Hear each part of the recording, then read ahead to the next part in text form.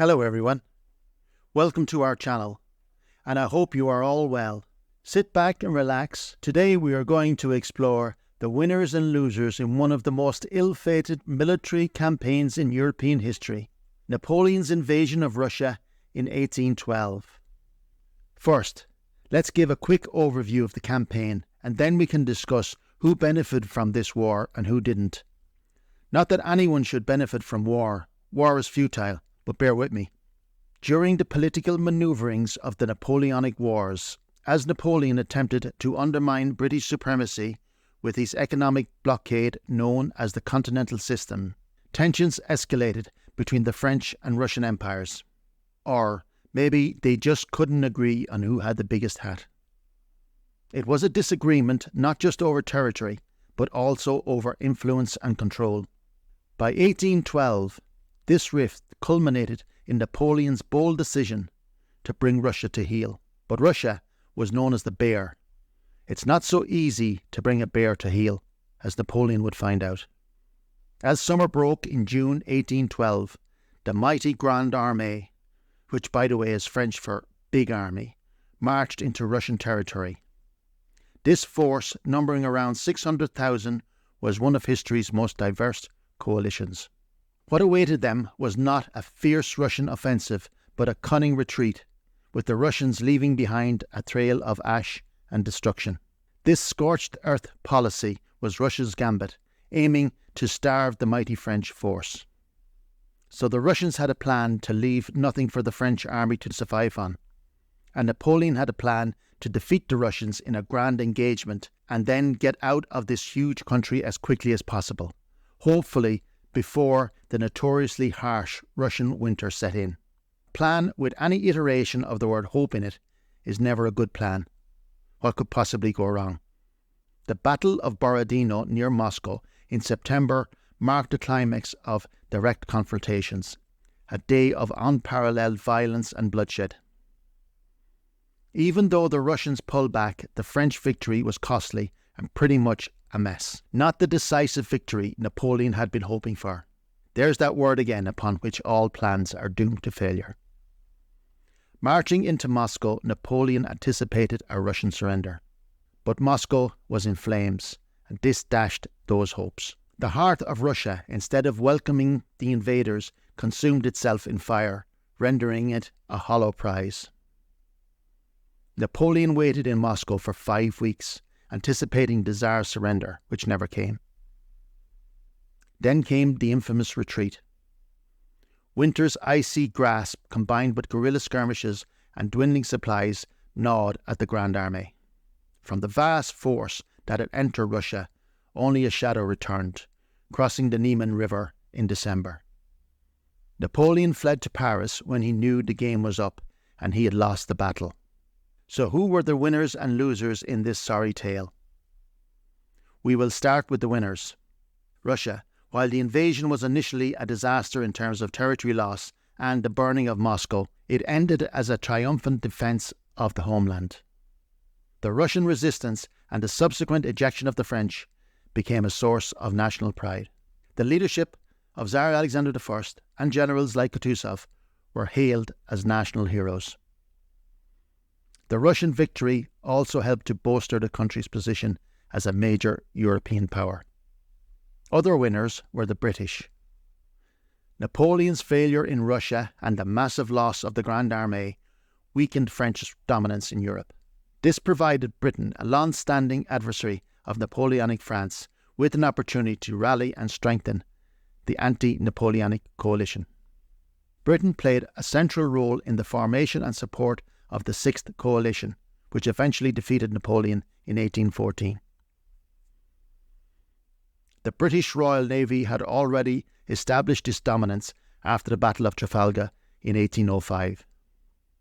With France preoccupied and weakened, Britain further cemented its position as the world's leading naval power.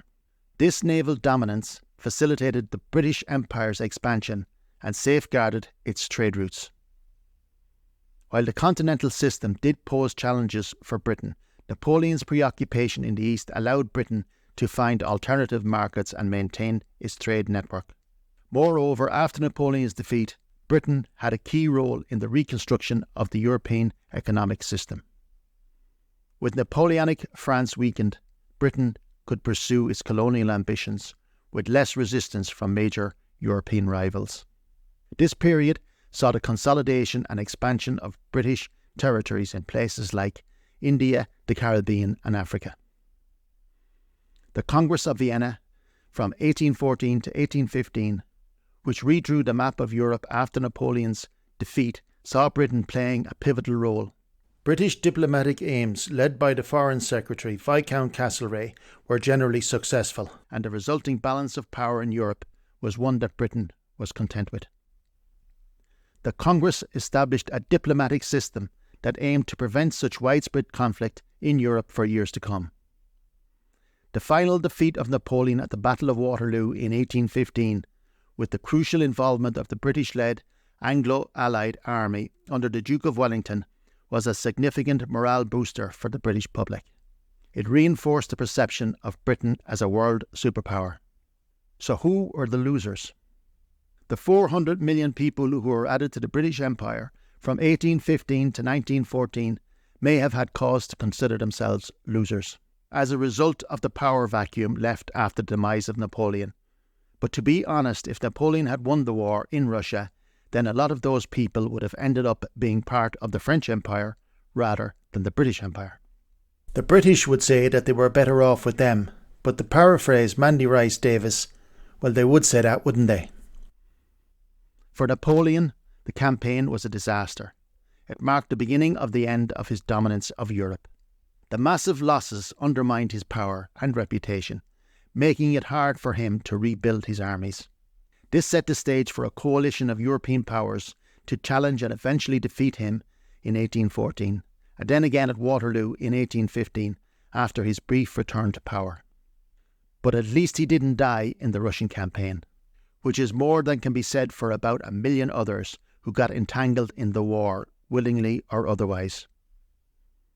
Out of approximately 600,000 soldiers of the Grande Armée that started the campaign, only a small fraction returned. Estimates vary, but somewhere around 100,000 survived. They faced not only military resistance but also disease, starvation and the deadly Russian winter. While Russia may have emerged victorious, it was at substantial human cost. Russian soldiers died in large numbers, and civilians, particularly in areas invaded by France, faced violence, displacement and the loss of their homes and livelihoods. The decision to adopt a scorched earth policy further exacerbated civilian suffering. The campaign and the larger Napoleonic wars disrupted agriculture, trade and local economies, leading to famines and diseases that added to the overall death toll. Napoleon was a despot who didn't care about the collateral damage his ambitious empire building caused ordinary people from among his own ranks and that of his perceived enemies. In reality, Russia and France were not even enemies. They were, in many ways, allies who were having a disagreement as to who was number one and number two in their relationship. Well, that was pretty much the end of the French Empire, with its ambitions to spread its noble, if unfulfilled, revolutionary values to the rest of Europe.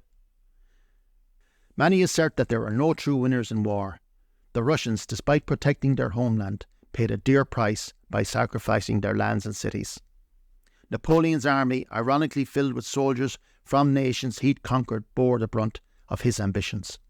Britain, who had very little to do with the actual fighting, probably gained the most from this sorry war. Maybe Sir Humphreys was right. It was all a pig's breakfast. I hope you enjoyed our look at Napoleon's escapades in Russia. Tune in next time for more historical tidbits. Cheers. Sante. Sláinte.